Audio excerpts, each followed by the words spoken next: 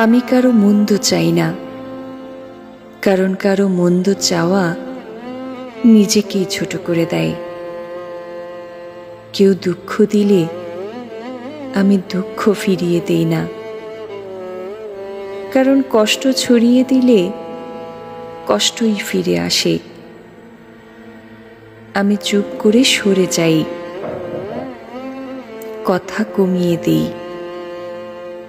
কিন্তু মনে ঘৃণা জমাই না, শুধু দূরত্ব রাখি।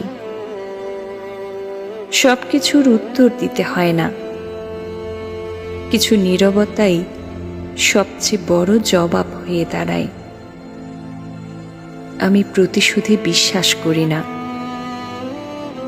আমি বিশ্বাস করি সময় ঠিকই বুঝিয়ে দেয় কার জায়গা কোথায়।